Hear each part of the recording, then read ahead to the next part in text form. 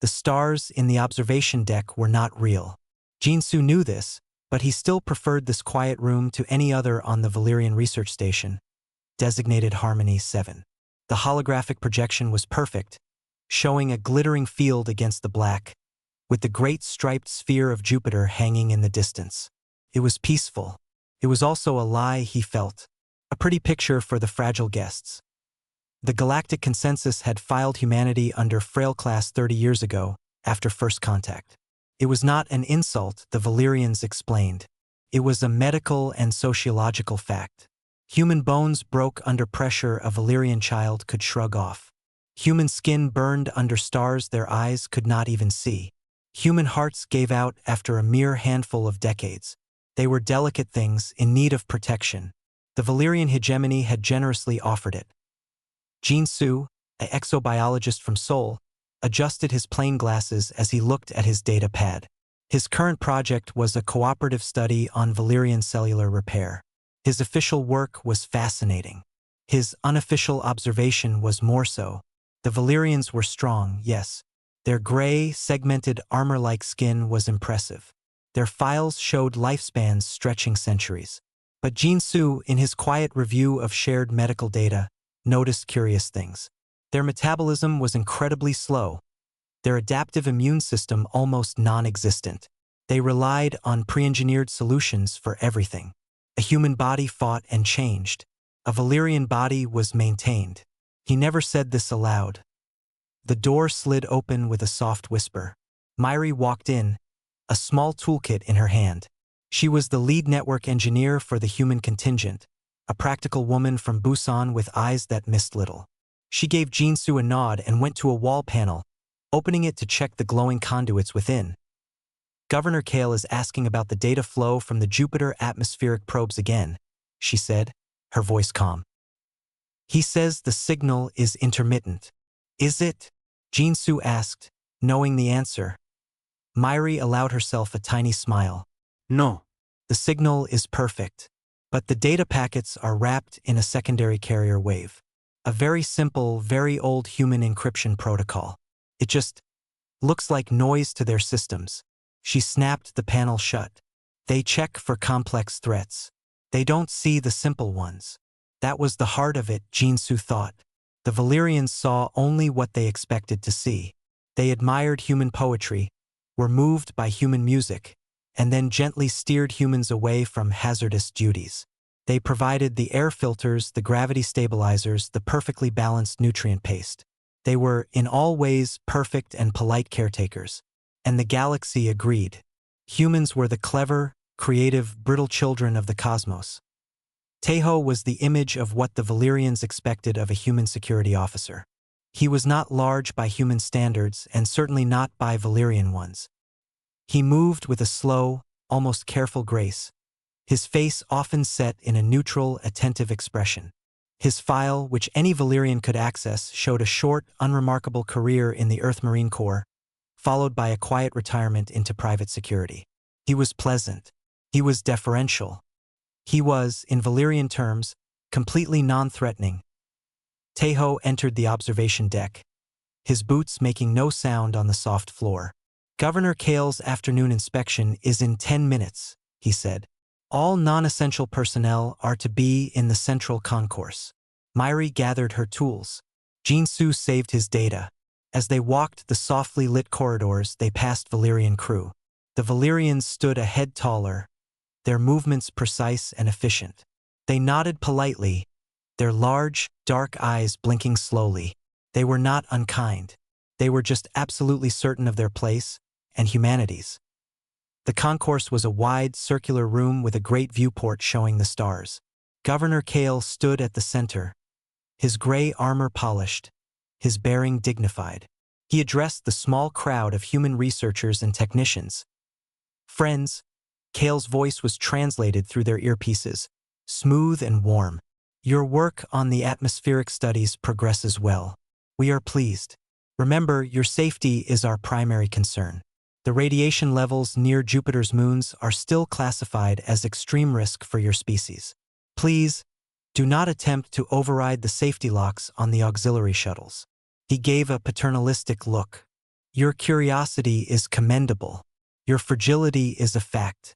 We are here to manage that balance. Jinsu looked at the floor. Myri's expression was blank. Taeho stood at parade rest, his eyes on the governor, his face a mask of respectful attention. Later, in the small human lounge, the three of them sat. The room was comfortable, provided by the Valyrians. They really believe it, don't they? Myri said softly, sipping a cup of real tea she had brought from Earth. That will just break. They have the data to support it, Jinsu said, tapping his pad. Our bones are less dense. Our lifespan is shorter. We get sick. From their point of view, it is a logical conclusion. Taeho was looking at the wall, but his eyes were focused somewhere far away. The strongest wall, he said, his voice low, is the one people assume is there.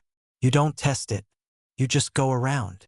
Before Jinsu could ask what he meant, the station alarm screamed to life. Not the gentle alert for a drill, but a piercing, urgent wail. The lights flashed crimson. The viewport in the lounge suddenly lit up with violent, silent light. Streaks of energy cut across the blackness. Strange, angular ships, sharp and menacing, swarmed like wasps. The Valyrian patrol vessels, beautiful and graceful, moved to intercept. But they moved in predictable patterns. The alien ships did not. They moved with a vicious, adaptive cunning. They targeted not the weapons of the Valyrian ships, but their engines and command decks. One by one, the majestic Valyrian cruisers bloomed into silent flowers of fire and debris. A broadcast crackled over every channel, visual and audio. It showed a creature with chitinous plates and cold, multifaceted eyes. The language was translated, harsh and guttural. People of the Valyrian hegemony, your protectorate is over. The Kroth Empire claims this sector. Do not resist. Surrender your holdings. This includes the Frail-class world, Earth. Resistance is illogical. You will be managed. On the screen, they saw the Kroth Armada, a vast and terrifying swarm, bypass the broken Valyrian fleet and streak toward the inner solar system, toward Earth. Governor Kale's face appeared on a secondary screen, his dignity shattered, his voice shaking. People of Harmony 7. The unthinkable has happened. The Kroth they have broken our defenses. Earth's orbital shields will fail. The Galactic Consensus advises all Frail-class species to offer no military resistance. Surrender. It is the only way to minimize loss of life. The transmission cut. The only sound was the relentless alarm. Jinsu felt cold. Myri's hands were clenched into fists. Taeho slowly stood up. The careful, neutral look was gone from his face. His eyes were not those of a retired, unremarkable security officer. They were sharp, clear, and focused. He looked at Jinsu and Myri. They think we're frail, Taeho said, his voice now carrying a quiet, iron weight. They think our world is soft. They are about to learn the price of a wrong assumption. Outside the viewport, the stars, both real and fake, looked on, indifferent. The first layer of reality, the comfortable lie, had been burned away. What happened next would depend on what was built underneath. Chaos on the station was a quiet, cold thing. There were no screams, only the muffled sounds of humans moving with a sudden, sharp purpose. The Valyrians were different. Their precise order had shattered. Governor Kale broadcasted frantic, pleading messages to the Kroth, citing galactic conventions on the treatment of Frail-class species. He received only silence. Jinsu stood in the now-darkened lab. His hands, which usually trembled slightly during delicate work, were perfectly still. On his main screen, the public network showed the invasion's progress. Kroth drop pods, like black teeth, were falling into Earth's atmosphere over every continent. The final Valyrian orbital defense platform sparked and went dark. But on a second screen, a simple line of text appeared in a small, unmarked window. It was a sequence of numbers he recognized from his old mentor, Dr. Park, who had died in a seemingly random lab accident 5 years prior. The numbers were a trigger, a key.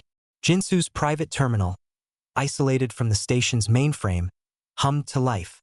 Files he did not remember saving unlocked themselves. They were not about Valyrian biology. They were anatomical charts of a dozen alien species, including Kroth, stress points, neurological diagrams, respiratory system schematics.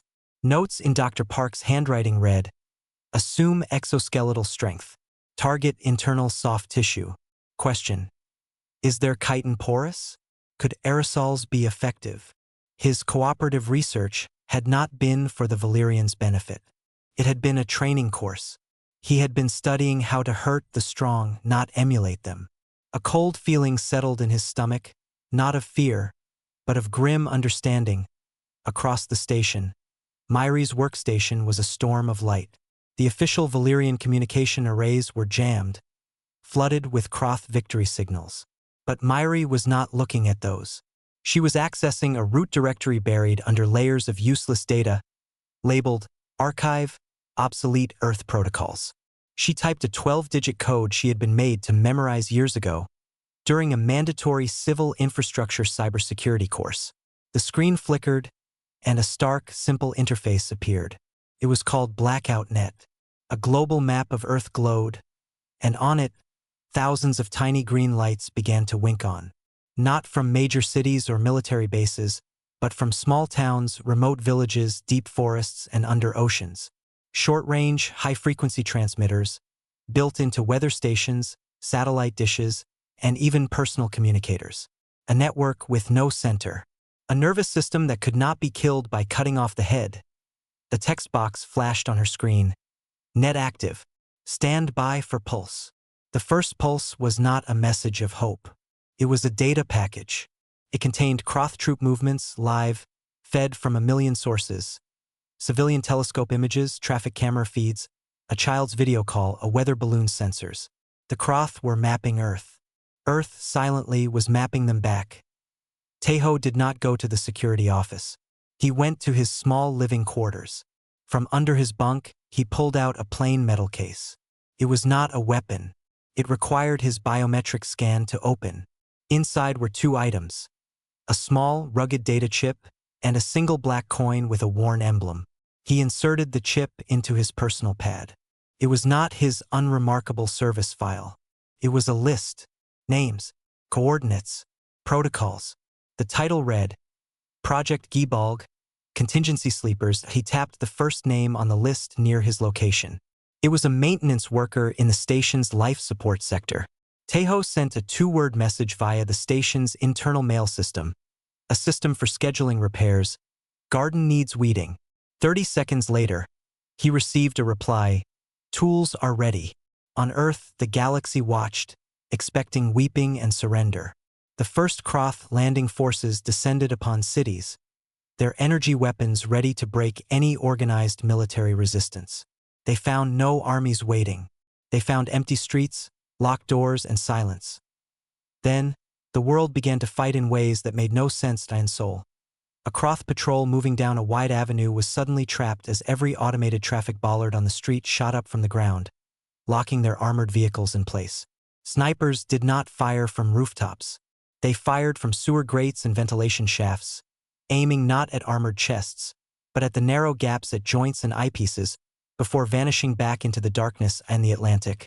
A Kroth scout ship scanning for naval forces was crippled not by missiles, but by a swarm of autonomous underwater drones, repurposed deep-sea mining and research vehicles, that attached to its hull and delivered precisely placed shaped charges to its propulsion. A Kroth command post in a North American forest was overrun not by soldiers, but by a coordinated stampede of local wildlife, herded by subtle sonic emitters from ranger stations, followed by silent hunters who used the chaos.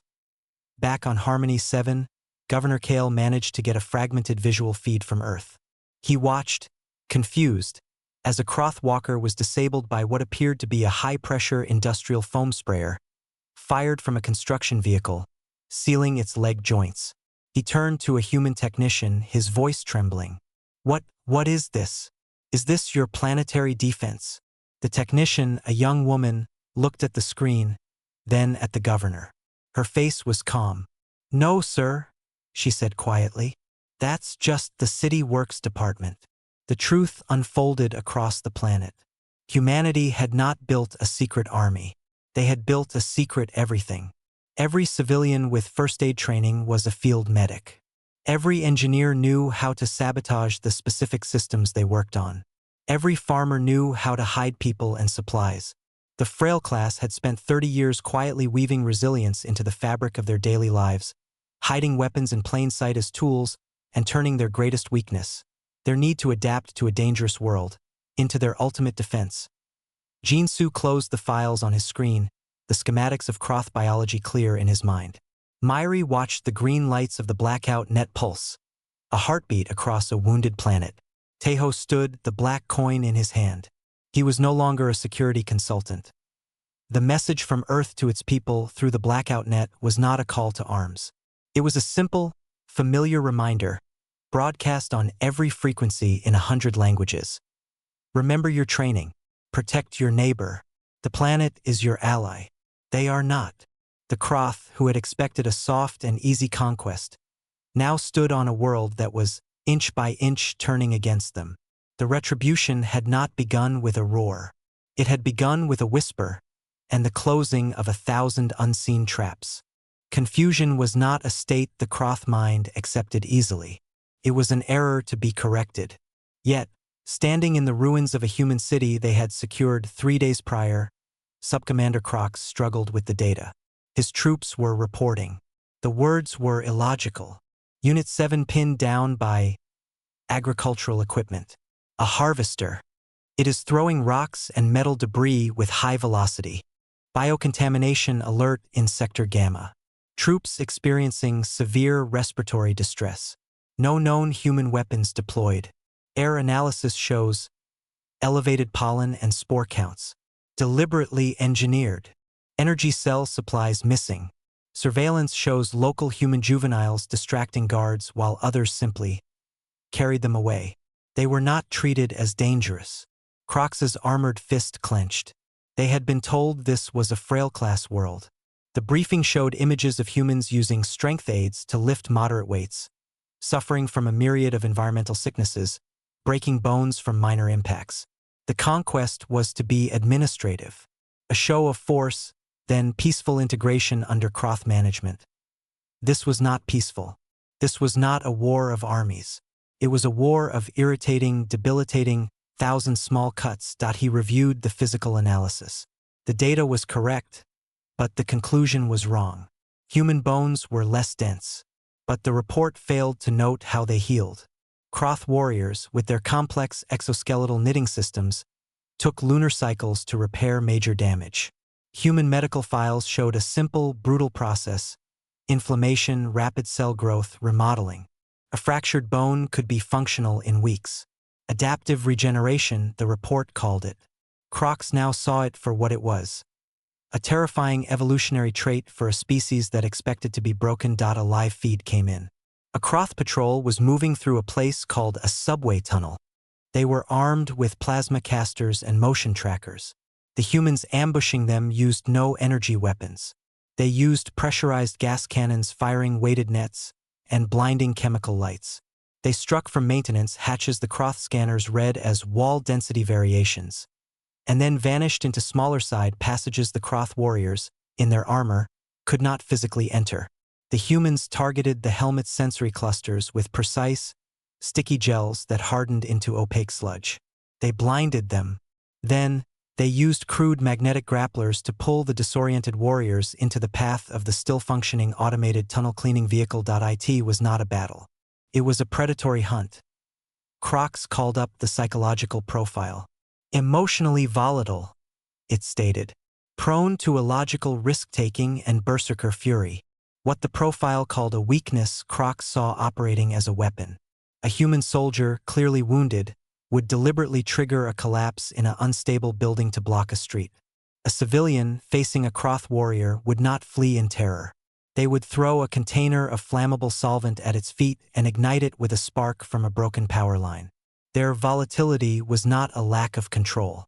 It was a torrent of chaotic, creative violence they directed outward. The final, most chilling report came from the medical officers. Croth troops were falling ill. Not from human bioweapons, but from Earth itself. Bacteria in the soil, against which humans carried innate resistances, caused severe infections in Croth systems. Common molds, inhaled, triggered catastrophic immune cascades. Pollens were weaponized into debilitating irritants. The humans were not poisoning the Croth.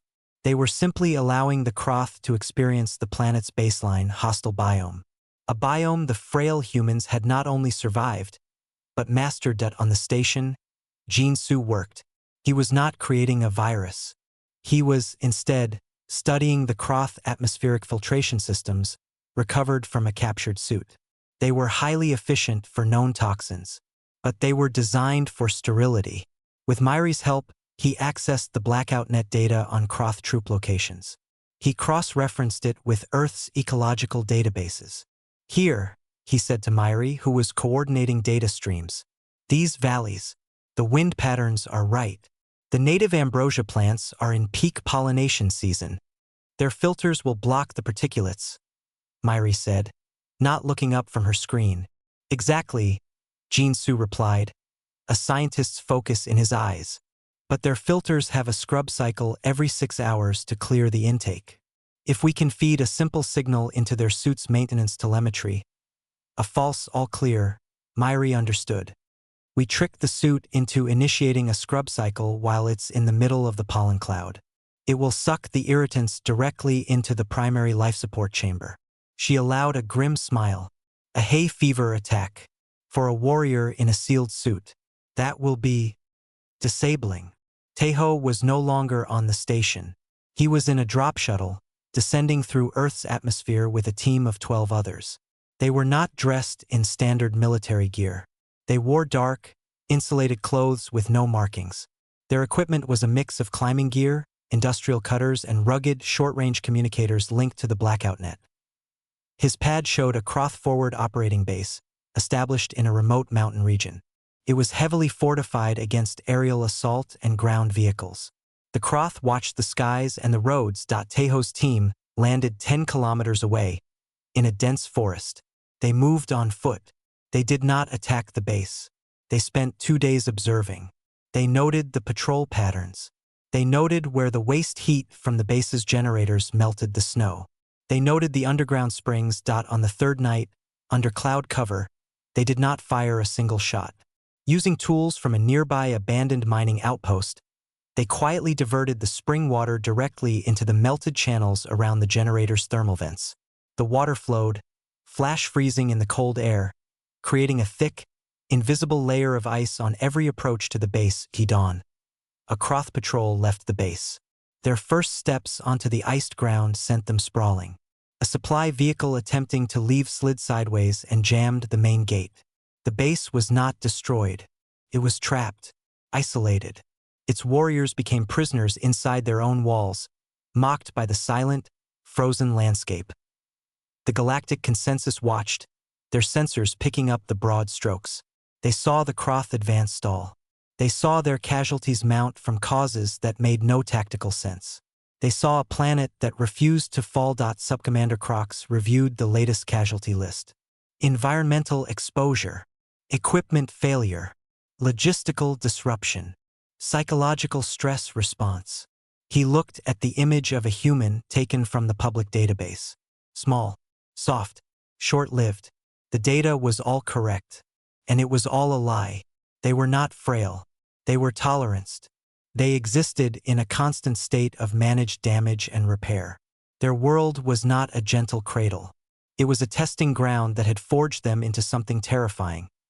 A species that weaponized everything, including its own supposed weaknesses. He opened a channel to the Croth High Command.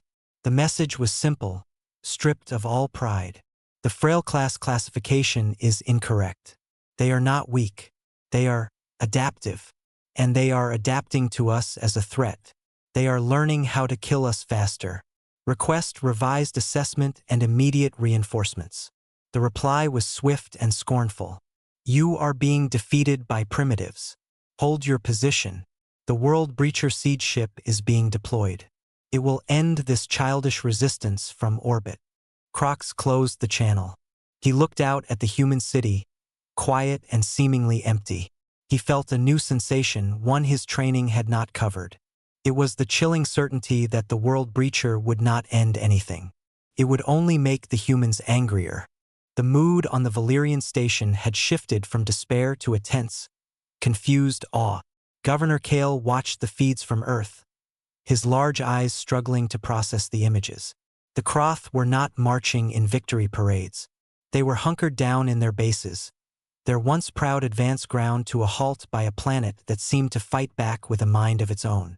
They saw farmers using drone swarms to drop homemade incendiary mixtures on supply depots. They saw children redirecting storm drains to flood Croth positions. It was chaos, but a precise, brutal chaos. Then the new threat arrived. It slid into high Earth orbit like a dark iron mountain, blocking out the stars. The Croth siege ship, the World Breacher. It was not like other warships. It was a colossal, ugly thing, built for one purpose: to crack open planetary defenses and shatter the will to resist. Its main weapon, a massive gravity drill, could trigger tectonic shocks and level cities from orbit. Its sheer size made the previous Croth vessels look like insects. A new broadcast echoed through space, meant for Earth. It was Subcommander Crox's voice, strained but defiant. People of Earth, your resistance has been noted. It is futile. The World Breacher is now in position. Surrender unconditionally within one planetary rotation, or we will begin systematic geological disruption. Your population centers will be the first targets. This is your final warning. On Earth, the blackout net hummed with a new kind of urgency. The data was clear. No ground-based weapon could scratch the World Breacher's armor. No remaining human ship could get close before being vaporized. The Croth had learned, belatedly, not to underestimate humanity on the ground. So they had moved the battle to a place they thought was safe. The cold, empty void, where human frailty was absolute. In a hidden command center. Not in a military bunker, but deep within a connected series of old missile silos and geothermal plants, the human response took shape. It was not a single general giving orders. It was a council of faces on screens: engineers, logisticians, soldiers like Tejo, and scientists like Jinsu. Jinsu was on the ground now, in a lab built into a mountain. He studied the scant data they had on the World Breacher. It has a weakness, he said to the assembly, his face pale but focused on his screen. All that power requires immense cooling. Its thermal signature shows massive heat vents here, here, and here. He highlighted points on the ship's schematic. They are open, unprotected. They assume nothing can reach them. An aerospace engineer, an older woman named Cho, shook her head on the screen. Our missiles cannot penetrate their point defense network. It is too advanced. They will shoot down anything we launch from the surface. Tejo's face appeared on another screen. He was in a different location, his background dark and metallic. Then we do not launch from the surface, he said, his voice calm. We are already in space. All eyes turned to him. He continued. The Valyrian station, Harmony 7, and the ship graveyard around it. There are damaged Croth shuttles, Valyrian life pods. The Croth think it is a neutral, broken zone. They ignore it. Myri, coordinating the net from a mobile station, understood instantly. Her fingers flew across her keyboard, pulling up schematics. The Harmony 7 has a working maintenance hangar, and there is one Croth command shuttle, damaged but mostly intact, docked there from the initial attack. Its transponder would read as a Croth vessel. A plan, desperate and audacious, formed in the silent space between their words. They would not attack the World Breacher with a weapon. They would use a key. Tejo and a volunteer team would take the station's remaining functional pod and get to Harmony 7. Their job was to secure the Croth shuttle. Jinsu and a team of chemists and miners would provide the payload, not a bomb.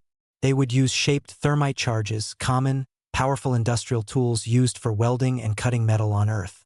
Combined with a payload of ultrafine tungsten powder, stolen from orbital manufacturing facilities, it would create a tidal wave of superheated, clinging plasma upon ignition. Myri's role was the thread that would guide the needle. She had to hack the World Breacher's external sensor logs for a 10-second window. She had to make the Croth shuttle's approach look like a routine debris avoidance maneuver, a blip of friendly data in the wrong place. The final, terrible piece was the pilot. It would be a one-way trip. The shuttle, packed with the thermite mixture, would need to fly directly into the open maw of the main thermal vent, the hottest place on the ship, and detonate inside. The pilot's name was Hanul.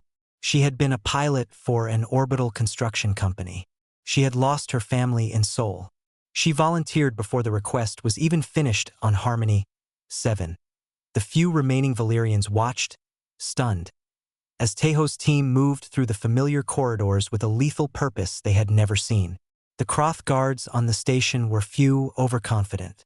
They were subdued quietly, with tools from the station's own medical bay used as weapons. Jinsu's payload arrived on a rushed, chaotic supply drone. The thermite was packed into drilling containers. It was not sleek. It was ugly and heavy. Hanul sat in the cockpit of the captured Kroth shuttle. The interior smelled of alien oil and ozone. She ran her hands over the unfamiliar controls. Myri, in her ear via a patched-in blackout net link, talked her through the systems. I am giving you a friendly ID tag now. You will appear on their perimeter as a damaged vessel returning for repair. You have a 90-second window. Their point defense will be confused, not hostile. Then the ident will fail. Understood, Hanul said, her voice steady. The shuttle detached from the station. It moved slowly, clumsily, like a wounded thing.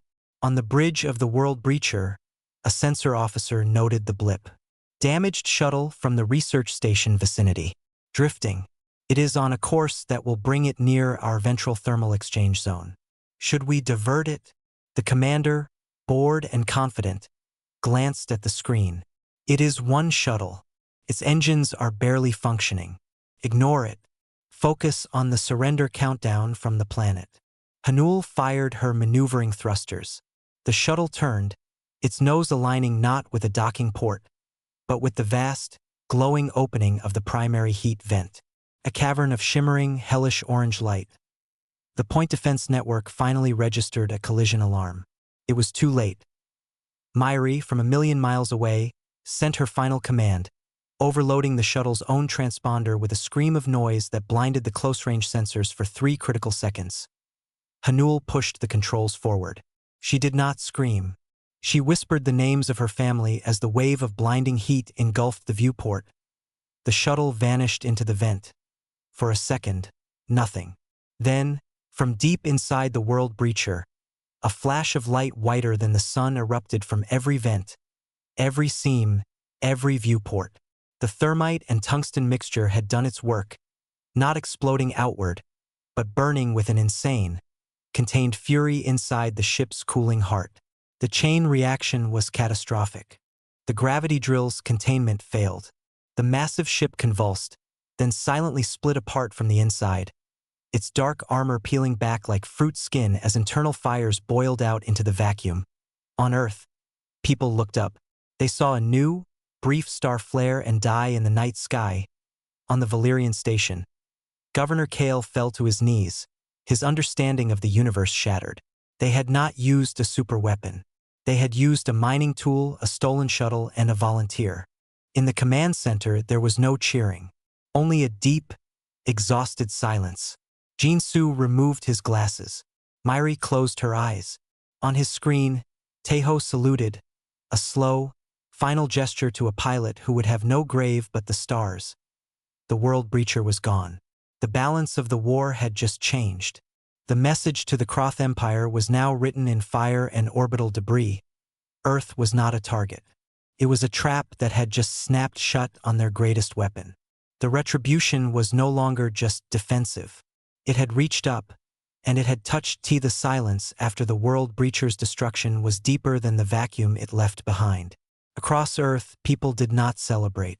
They checked on their neighbors. They redistributed supplies. They retrieved the thermite charges they had hidden in tool sheds and factory floors, putting them back to work repairing bridges and clearing rubble. The war was not over, but its nature had changed. The Kroth Armada in orbit, once a tightening fist, now drifted in disarray, leaderless and confused on the Valyrian station. Governor Kale requested a meeting. The human liaison was no longer a single diplomat. It was a council on a screen, and among the faces were Jinsu, Myri, and Teho. They were not in uniform. Jinsu wore a simple sweater, Myri a hoodie, Teho a worn jacket. They looked like tired civilians. Kale, his gray armor seeming heavy and obsolete, struggled to begin. The Galactic Consensus. They have seen the event. They are demanding answers. He looked at them, his large eyes filled with a new, unsettling emotion. Fear. Not of the Kroth, but of them. How? Your planetary shields were down. You had no fleet. That ship, it was a fortress. Teho spoke first. His voice was calm, a stark contrast to the governor's tremor. You built a wall, Governor. A strong, beautiful wall to protect us. We appreciated the gesture. But we also built a drain under it, just in case the wall ever fell. Kale did not understand. A drain. A way for the water to go, Myri explained softly. You saw our networks as for communication. We built them to survive. No center. Every part able to work alone. The Kroth cut down our trees, but they didn't know about the roots. Jinsu adjusted his glasses. You classified us as frail because we get sick, because we break. You never asked what happens after. He pulled up a simple medical scan on the shared screen. It showed a human bone fractured, then images of it healing over weeks. We do not just break. We rebuild. Constantly. Our planet is full of things that make us sick. So we built an immune system as a species, not just in our bodies, in our cities, in our heads. The Kroth were just another disease, a severe one, and we adapted. The truth settled on Kale like a physical weight. Humanity's strength was not in being unbreakable. It was in the ability to break, to know exactly how they would break, and to have a plan for every single piece. Their fragility was not a flaw. It was the source of their resilience. They had turned their own weakness into a weapon, and the galaxy's strength into a liability. The Kroth remnants did not receive orders to retreat. They received no orders at all. Their chain of command had been on the World Breacher. What followed was not a grand battle, but a relentless, systematic eviction. Human ships, mostly refurbished freighters and old orbital tugs now armed with repurposed mining lasers, began to harry the confused Kroth vessels. They did not aim for the armored hulls. They aimed for sensor arrays, engine nozzles, and communication dishes on the ground. The Kroth forces, cut off and isolated, faced a choice: starve and be hunted in a hostile biome, or surrender. Most chose surrender. They were shocked by their treatment. They were not executed. They were disarmed, given basic medical care for their earthborne illnesses, and placed in secure plane detention facilities. They were studied, not with cruelty, but with a quiet, intense scientific curiosity. Jinsu's old notes were now the foundation of a new field of study. Weeks later, a formal delegation from the Galactic Consensus arrived. They came in a ship of gleaming silver, expecting to broker a peace between the Kroth Empire and a devastated, Frail-class world begging for protection. They found a different Earth. Orbital traffic was busy with cleanup operations and construction. The scars of battle were being covered not by Valyrian nanoweavers, but by human construction crews working with a grim, determined energy. The delegation was received not in a grand capital, but in a simple, sturdy building in a city that was slowly coming back to life. The human spokespeople were the same council. The galactic envoy, a being of light and crystal named Alara, spoke with careful courtesy. The consensus acknowledges the unexpected defense of your world. The Kroth Empire has been issued sanctions. We are prepared to offer full hegemony protectorate status, with upgraded defenses, to prevent future tragedies. Teho, who stood to the side, spoke. Thank you, but no. The envoy's light flickered. I do not understand. The offer is for your safety. We are safe, Myri said. Your classification, the envoy began, is wrong? Jinsu finished, his voice polite but firm. He presented a data slate, contained no weapon schematics. It contained medical reports, engineering schematics of the blackout net nodes, sociological studies on human community response protocols. We do not meet the criteria for Frail class. We propose a new classification. We have taken the liberty of drafting it. The envoy scanned the document. The proposed term was adaptive class. The defining characteristic was not durability, but the capacity for rapid, systemic integration of adversity into defensive and regenerative paradigms. In simple language, the ability to turn anything, even their own suffering, into a tool for survival. The galaxy would learn. News of the World Breacher's fate and the subsequent Croth rout had spread. The story was not of a mighty human fleet. It was of a people who used every tool, every idea, every weakness until the enemy was gone. The title Frail class began to be used as a warning, not a description. Beware the Frail-class. In a quiet observation room on the repaired Harmony 7, Jinsu, Myri, and Teho looked down at Earth. The lights were back on, brighter in some places, still dark in others. The work of healing would take years. They will be back, Teho said, not as a fear, but as a fact. Others will come, curious, or greedy. I know, Jinsu said, watching the planet turn. Myri leaned forward, her eyes reflecting the blue and white globe. Let them come. Next time, we will not have to hide the drain under the wall. Next time, we can just show them the door. They stood in silence, three ordinary people from a world that had been underestimated. The stars outside the viewport were no longer just beautiful. They were a checklist, a challenge. And humanity, finally, was no longer a patient. It was a participant. They had paid a terrible price to earn their seat at the table, not with a roar of conquest, but with the quiet, undeniable proof that they could not be broken in any way that mattered. Earth's retribution was not an act of vengeance. It was a simple, brutal statement of fact. They were here, they would stay, and they would defend their home with every breath, every thought, and every tool they could find. Sky. The official recognition came quietly, in a data packet marked with the seal of the Galactic Consensus. The Frail class designation was formally rescinded. In its place, after much debate, was a new, provisional classification, Resilient class. It was a cautious term, but it was a start. It was not the adaptive class humans had suggested, but it was an admission. They had bent, but they had not broken. On Earth, the change meant little to the people rebuilding. A farmer in what was left of a field did not feel more resilient. She felt tired and determined to get the next crop in.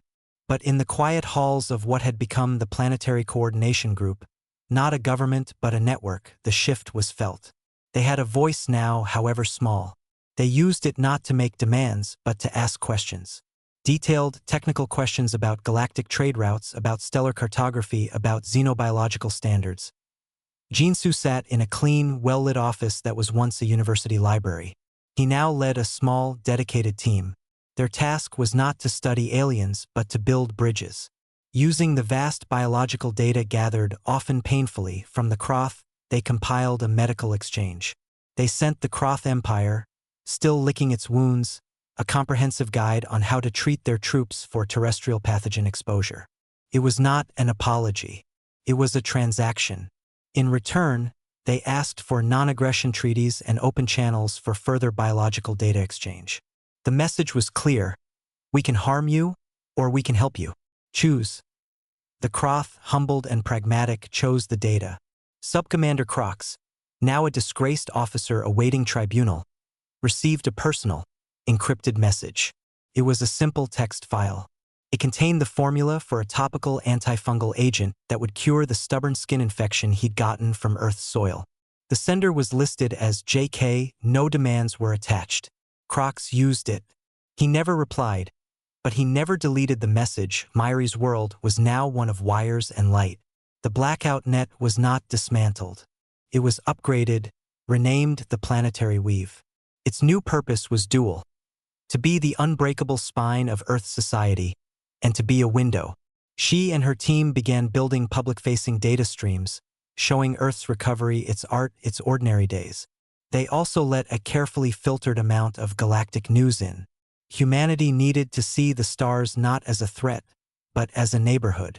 A dangerous one, but a neighborhood all the same. One day, a signal pinged on her console. It was not from the Consensus or the Croth.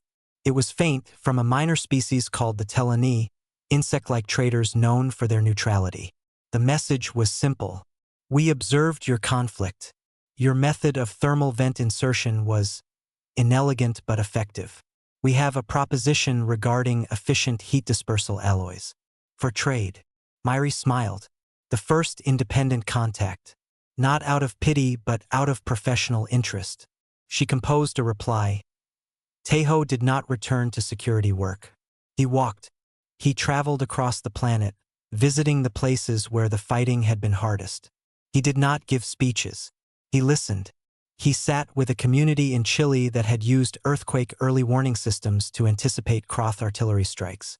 He learned from engineers in Japan who had turned bullet train lines into rapid redeployment routes for militia.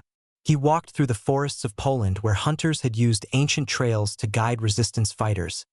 He collected not weapons, but stories. Stories of adaptation. He brought these stories back and they were fed into the planetary weave not as propaganda but as a manual. A shared library of survival. His old black coin now sat on his desk, a paperweight holding down a stack of these field reports. He was no longer a sleeper agent. He was a teacher, making sure the lessons, paid for in blood, would not be forgotten. A year after the world breacher fell, a Valyrian ship requested permission to orbit Earth. It was not a hegemony vessel. It was a private research ship. Governor Kale was on board, no longer a governor. He had resigned his commission. He came as a petitioner. He met with Jinsu, Myri, and Tejo in the same rebuilt city, in a simple room with a view of a park where children were playing. I came to understand, Kale said, his voice softer, without its old certainty. I studied your recovery. I saw that you did not use our blueprints to rebuild. You improved your own. He hesitated, a strange gesture for a Valyrian. I wish to learn, not as a protector, as a student. They were surprised. Tejo studied the former governor's face. Why? Because the galaxy is dangerous, Kale said, looking at his own thick, armored hands. We Valyrians believed strength was in hardness. In perfect, unchanging form, you have shown a different strength. The strength of the river, not the stone. The stone is worn away. The river adapts its course and continues. He looked at them, his dark eyes earnest. My people need to learn this, or we will not survive the next storm. Will you teach us? Jinsu, Myri, and Tejo exchanged a look. It was not a look of victory, but of consideration. Finally, Jinsu nodded. We do not have teachers. We have collaborators. You can stay. You can work. You can watch. You will see our failures as well as our successes. The learning will be your own. Kale bowed his head, a deep, respectful human gesture he had practiced. That is acceptable. That evening, the three of them stood again, looking at the stars from Earth. The silence between them was comfortable, filled with the hum of a rebuilding world. It's not over, is it? Myri said quietly. No, Tejo replied. It's just different. Now we have to learn how to live with them, instead of just surviving them. Jinsu watched a satellite, one of theirs, drift across the sky. We'll adapt. It's what we do. Below them, the lights of the city spread out, warm and bright. They were not the lights of an unbreakable fortress. They were the lights of a home that had been tested and had held. The galaxy had thought humans were frail. They had been wrong. Earth's retribution was not a single act of violence. It was a continuing proof, a proof written in repaired bridges, in new treaties, in children playing in parks that were once battlefields. Humanity was not the strongest or the fastest or the most advanced, but they were, perhaps, the most stubborn. And in a cold, vast universe, that was a kind of power all its own. 5 years was a short time for the galaxy. For Earth, it was a generation of healing. The scars were still there, but grass grew over the burned ground. New buildings stood beside old ones, their designs simpler, stronger. The memory of the Croth War was not forgotten. It was woven into the foundation of daily life, a lesson learned and stored away. The planetary weave was now as much a part of Earth as the air. Children learned its basic protocols in school, right next to reading and math. It was a tool like a hammer or a water purifier. Myri oversaw it all from a sunlit room filled with plants, her role less of a hacker and more of a librarian tending the world's shared mind. The incoming signal from the Telani traders had grown into a steady, respectful exchange of technical data. Earth traded insights on compact environmental systems and biome management for advanced material science. It was a fair trade. Humanity had become a curious, cautious participant in the galactic market. Jinsu's work had taken him off-world for the first time. He was on a jointly run research station near Mars, a project with the Telani and, surprisingly, a small Valyrian science guild led by Kale. They were studying cross-species immune responses. The Valyrians, with their sterile biology, were fascinated by the human immune system's chaotic, creative brutality. Jinsu, in turn, was learning about Valyrian cellular stability. The goal was not to make humans more like Valyrians or vice versa. The goal was to understand so that the next time species met, it might not begin with a shot fired. He looked at a screen showing a real-time image of Earth, a brilliant blue and white marble. He thought of the old station, Harmony 7, and the fake stars. These were real, and humanity's place among them was real, too, earned the hardest way possible. On Earth, Tejo walked through a forest. It was quiet, save for the sound of birds and wind. He was not alone. With him was a group of young people, not soldiers but rangers, engineers, and city planners. They came to a clearing where the trees were still young, planted in neat rows. A simple stone sat in the center, engraved with no name, just a date and the coordinates of the world breacher's end. "This is not a memorial to war," Tejo said, his voice calm in the quiet space. "It is a memorial to a choice to use a tool meant for building for destruction. To remember that the line between the two is thin, and it is our duty to know which side we stand on." He pointed to the young trees. "We rebuild. That is our answer. That is our only lasting answer." He taught them now, not tactics but principles, of observation, of using terrain, of understanding an opponent's needs and fears. He taught them that the greatest defense was a community that could think, adapt, and care for its own. The war stories were textbooks, and the lesson was always the same. Be ready so you never have to fight like that again. The galaxy had not stood still. The Kroth Empire, shamed and economically crippled by sanctions, had undergone a political shift. The militarist faction had lost power. New voices were speaking of strategic coexistence. They opened limited trade with the newly recognized Resilient-class Earth. The first Kroth freighters to dock at Luna Station were tense affairs. But the human dockworkers, following protocols co-written by Jinsu's teams, were pragmatically polite. They exchanged cargo manifests, not insults. The past was a shadow, but the business of the future was light, food, and information. One afternoon, Myri received a high-priority, encrypted packet. It was not from the consensus or a trading partner. It was from a deep space monitoring array, one of the many silent sentinels humanity had quietly built and flung out into the dark after the war. The data was troubling. It showed a distortion, a ripple in the fabric of space, approaching from a direction uncharted by the galactic consensus. It was not a ship. It was something larger, something that consumed light and sensor waves. This course, extrapolated, would bring it through the outer edges of human-explored space within a decade. She called Jinsu and Tejo. Their faces appeared on her screen, one from the Mars station, one from a forest camp on Earth.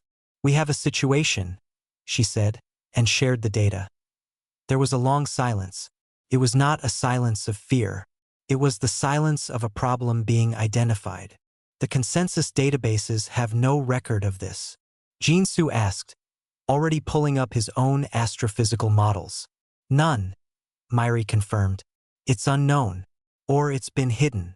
Tejo studied the anomaly's path. "It doesn't move like a fleet. It moves like weather. A storm." "Exactly," Myri said. "And if it's a storm, we can't fight it. We have to prepare for it. We have to understand it." The old rhythm returned to them, a rhythm of quiet urgency. This was not an invading army. It was a new kind of test, a problem that could not be solved with thermite and clever traps. Jinsu began coordinating with his alien colleagues on the station, proposing a joint astrophysical study. Kale, the Valyrian, volunteered his guild's long-range sensor technology. The Telani offered pattern analysis algorithms used for predicting cosmic dust tides. Tejo started quietly, speaking to his network of planners and engineers. He did not speak of an enemy. He spoke of contingency. What if? He asked a group designing a new coastal city. The sea level rose not from ice melting, but from gravity bending. How do we build for that? They began to think, to sketch, to adapt blueprints. Myri tasked the planetary weave with a new project. She called it Library of the Deep. It was an open invitation, across all known species, for any data, any myth, any fragment of sensor ghost or ancient legend about deep space anomalies. The offer was to share in the collective analysis. The response was slow, but it began to trickle in. Even the Kroth sent a dusty file of old probe data, labeled sensor malfunction, discarded. Humanity was not preparing for war. They were preparing for a mystery. The galaxy watched, some with curiosity, some with old scorn. They saw the resilient class species doing what it always did. Not building a shield, but studying the coming rain. Not making a spear, but learning to read the wind at in his forest. Tejo looked up at the sky, now dotted with the first evening stars. The unknown was out there, approaching. But down here, the community was strong. The lessons were learned. The tools were ready. He felt no panic. He felt a grim focus. They had been wronged and they had survived. They had been tested and they had endured. Now they were being presented with a puzzle. And humanity, with its fragile, brilliant, stubborn mind, loved nothing more than to solve a puzzle. The retribution was over. The vigilance and the curiosity were eternal. They were no longer the frail ones waiting to be saved. They were the watchers in the dark, the learners in the silence, ready for whatever came next.